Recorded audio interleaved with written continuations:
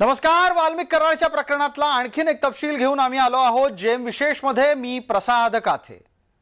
वाल्मिक हा आत्ता हत्या प्रकरण तसंच खंडणी यासारखे गंभीर आरोप झेलतोय. याचं सारं काही पैशासाठी होत असल्याची शंका तपास यंत्रणांना येतेय. ही सगळी माहिती गोळा करायला लागल्यापासून वाल्मिकच्या संपत्तीचा नवनवा तपशील तपास यंत्रणांच्या समोर येतोय. यात अनेक ठिकाणी घेतलेल्या स्थावर मालमत्ता, जंगम मालमत्ता सुद्धा आहेत आणि याचाच तपशील आजच्या जेम विशेष मध्ये. आता आम्ही तुम्हाला दोन इमारती दाखवणार आहोत आणि या दोन इमारती तुम्ही काळजीपूर्वक पहा. या दोन इमारती दिसायलाही आलिशान आहेत. इथलं बांधकाम आणि त्याच निमित्तानं असलेली स्थावर मालमत्तेची रक्कम सुद्धा कोट्यवधीमध्ये असेल. या इमारतींमध्ये वाल्मिकची मालमत्ता आहे असं सांगितलं तर तुम्हाला अजिबात आश्चर्य वाटता कामा नये, कारण तसे पुरावेच आपल्या समोर आहेत. एका इमारतीमध्ये व्यावसायिक गाळे आहेत, दुसऱ्या इमारतीमध्ये निवासी गाळे आहेत. पुण्यातली जी इमारत आम्ही आपल्याला दाखवतोय त्यात व्यावसायिक गाळे आहेत आणि ते कोट्यवधीच्या किमतीचे आहेत. तशाच प्रकारची कोट्यवधीची किंमत असलेली निवासी गाळ्यांची स्थावर मालमत्ता चिंचवड परिसरातली आहे. हे दोन्ही दृश्य आम्ही आपल्यापर्यंत आणले आहेत. ते खास वाल्मिकच्या मालमत्ता कशा स्थितीतल्या इमारतींमध्ये आहेत ते आपल्याला कळावं म्हणून.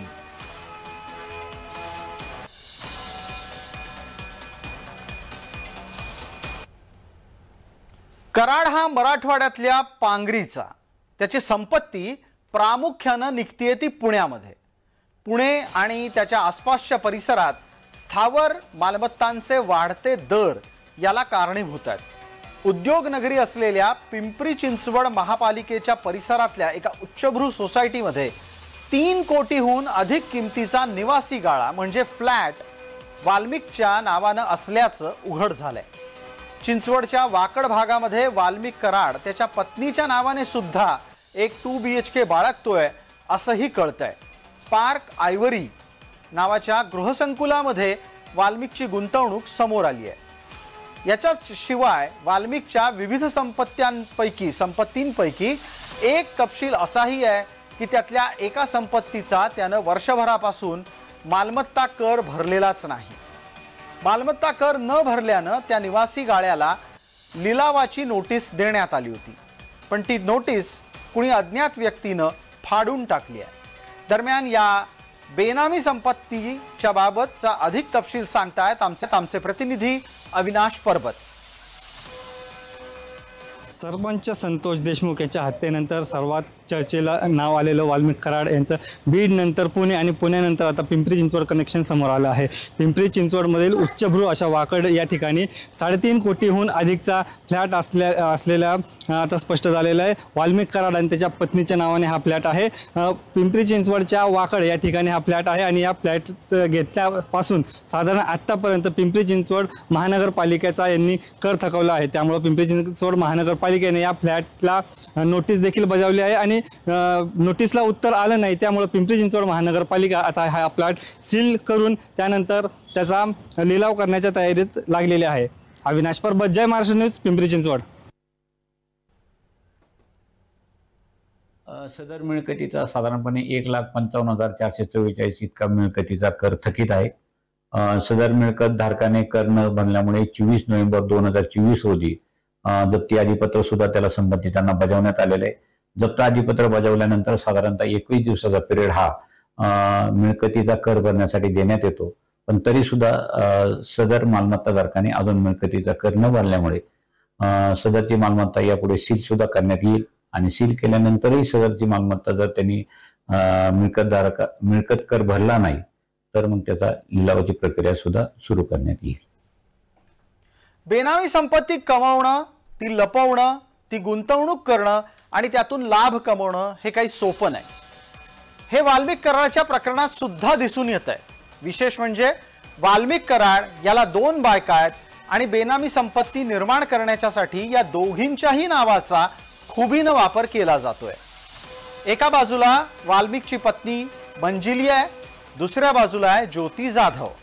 ज्योती जाधव ही वाल्मिकची दुसरी बायको आहे. तिच्या नावे पुण्यात 2 फ्लॅट म्हणजेच गाळे आहेत.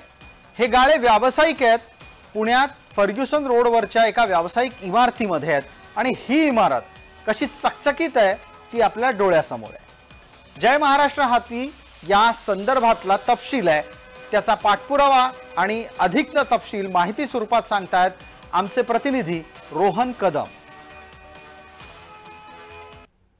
पुण्यातील फर्ग्युसन महाविद्यालयाच्या अगदी समोर असणारी एक भली मोठी उंच इमारत आणि त्याच इमारतीतील 6व्या मजल्यावरती जे आहे ते वाल्मिक कराड याच्या संबंधितातील काही व्यक्तींनी जे आहेत ती गाळे घेतलेले आहेत। आपण जर पाहिलं तर हीच ती भली मोठी उंच इमारत आहे आणि या इमारतीमध्ये 6व्या मजल्यावरती वाल्मिक कराड यांची निकटवर्तीय किंवा इतरांकडून सांगितलं जात आहे की त्या दुसऱ्या पत्नी आहेत त्या ज्योती मंगल जाधव त्यांच्या नावावरती जे आहेत ते 2 इथले प्लॉट जे आहेत ते विकत घेतलेले आहेत। यामध्ये 611 बी या ठिकाणी जवळपास 54 चौरस मीटरचा जो आहे तो हा प्लॉट ज्योती मंगल जाधवांच्या नावावरती आहे। तर दुसरा प्लॉट देखील तिथेच 610 सी मध्ये आहे, त्याच्यामध्ये जवळपास 45.71 चौरस मीटर जे आहे ते हे दुसरा प्लॉट आहे आणि याचे जर का मार्केट व्हॅल्यू काढले तर जवळपास 1.5 कोटीच्या पेक्षा जास्त एक प्लॉटची किंमत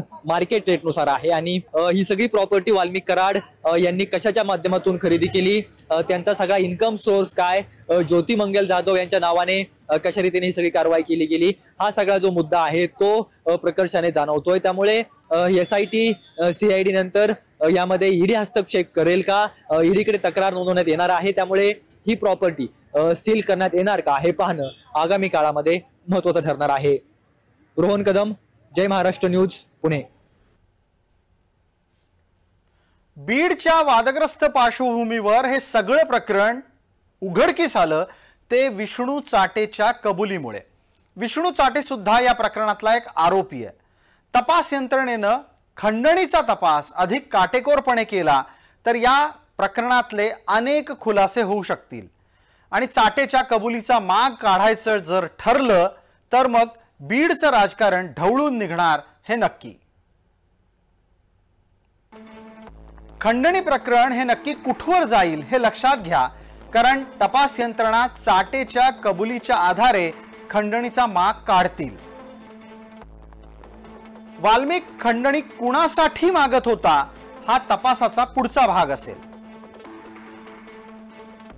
खंडणीचा पैसा कुठे आणि कुणासाठी वापरला जायचा हे सुद्धा तपासलं जाईल। वाल्मिक वसूल करत असलेल्या खंडणीचा पैसा ही बेहिशोबी मालमत्ता मानली जाईल आणि त्या अनुषंगानं कायद्याची कारवाई सुरू होईल। खंडणीच्या पैशातून खरेदी झालेली संपत्ती जप्त केली जाईल। पैशाची अफरातफर करणं, बेहिशोबी मालमत्ता जमवणं तसंच हवाला याचं रॅकेट वापरणं असे गुन्हे या प्रकरणात दाखल होऊ शकतात।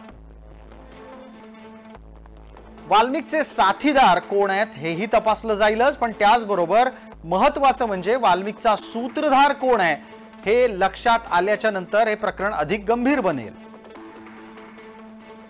खंडणी वसुलीचं प्रकरण हे संघटित गुन्हेगारीच्या स्वरूपात मोजलं जाऊ शकतं।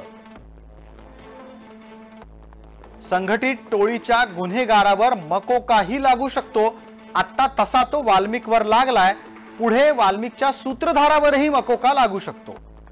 संघटित टोळीच्या गुन्हेगाराला किमान 3 वर्ष किंवा जन्मठेप अशी शिक्षा होऊ शकते। वाल्मिकला खंडणी वसुलीसाठी ज्यानं सांगितलं तो व्यक्ती सुद्धा तुरुंगात जाईल जर तपास यंत्रणांनी ठरवलं तर। वाल्मिक कराडांच्या केसमध्ये एक्स्टॉर्शनची केस ही मे महिन्यात झाली आहे, आपण आता जानेवारी मध्ये आहोत। मग एक्स्टॉर्शन मध्ये ईडीचा रोल का येत नाहीये हा एक अतिशय महत्त्वाचा प्रश्न आहे। विशेषतः या भागामध्ये तुर्तास इतकंच। आपण पाहत रहा फक्त जय महाराष्ट्र।